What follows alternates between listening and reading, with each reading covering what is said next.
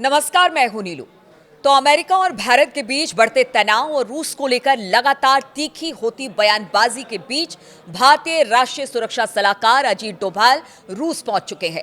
अमेरिकी राष्ट्रपति Donald Trump की ताजा चेतावनियों और तीखी टिप्पणियों के बाद डोभाल की इस यात्रा की अहमियत और ज्यादा बढ़ गई है और ये रणनीतिक और राजनीतिक लिहाज से दोनों से महत्वपूर्ण हो गई है।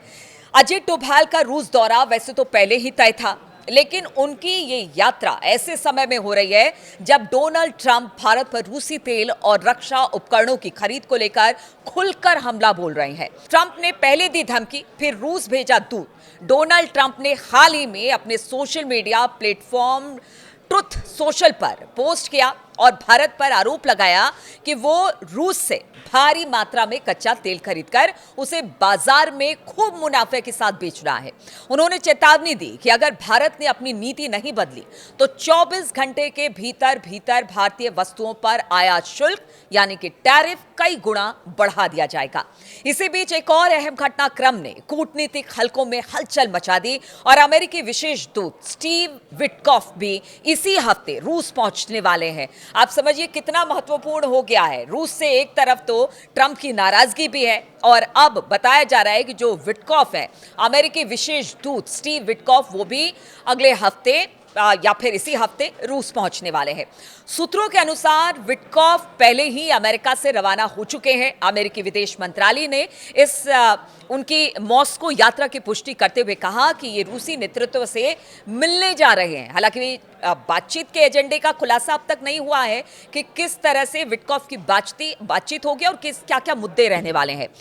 डोभाल की यात्रा आखिर इतनी अहम क्यों हो जाती है इस वक्त, क्योंकि पहले से उनकी यात्रा तय थी, लेकिन अब और क्यों अहम हो जाती है? अब सवाल ये उठता है कि ऐसे नाजुक समय में जब ट्रंप रूस के राष्ट्रपति व्लादिमीर पुतिन पर यूक्रेन युद्ध को लेकर दबाव बना रहे हैं और भारत पर दबाव डाल रहे हैं, तो वो रूस से दूरी बनाए हुए हैं। तब भारत के सुरक्षा सलाहकार अजीत डोभाल का मॉस्को जाना महज सहयोग है या फिर रणनीतिक जवाब? भारत ने अमेरिका को दिखाया आईना, और किस तरह से वो आईना दिखाया वो भी हम बता दें कि पीछे क्या कुछ भारत ने कहा। ट्रंप की टिप्पणी पर भारत के विदेश मंत्रालय ने तीखी प्रतिक्रिया दी। इसे राजनीति से प्रेरित, अनुचित और बेबुनियाद बताया।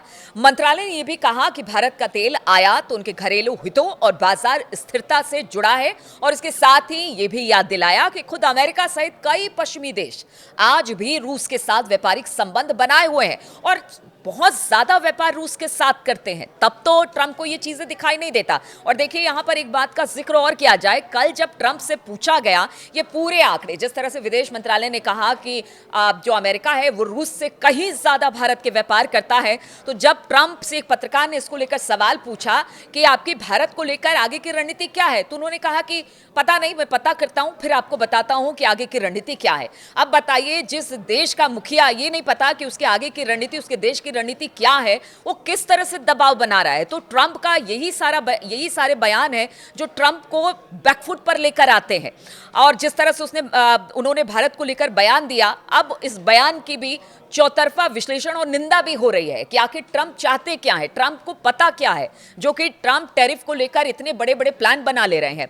अब इस पूरे घटनाक्रम के बीच अजीत डोभाल की मॉस्को यात्रा न सिर्फ भारत की रणनीतिक संप्रभुता का प्रतीक बन गई है, बल्कि ये संकेत भी दे रही है कि नई दिल्ली विश्व मंच पर अपनी स्वतंत्र भूमिका निभाने को प्रतिबद्ध है। और इस माह के अंत में विदेश मंत्री एस जयशंकर भी रूस जाने वाले हैं, जो दिखाता है कि भारत और रूस के बीच उच्च स्तरीय संवाद की गति बनी रहेगी। ऐसे में ये सवाल कि अब और अहम हो गया है कि क्या अजीत डोभाल की मॉस्को मौजूदगी ट्रंप के टैरिफ तीर का एक सधा हुआ जवाब है?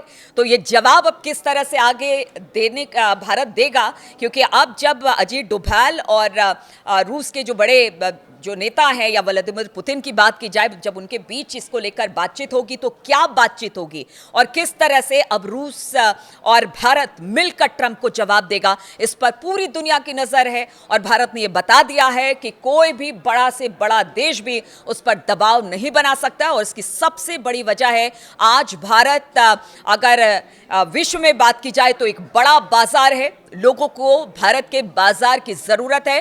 भारत इस बात को समझता है और अगर आर्थिक रूप से व्यापार करना है तो भारत को साथ लेकर चलना ही पड़ेगा।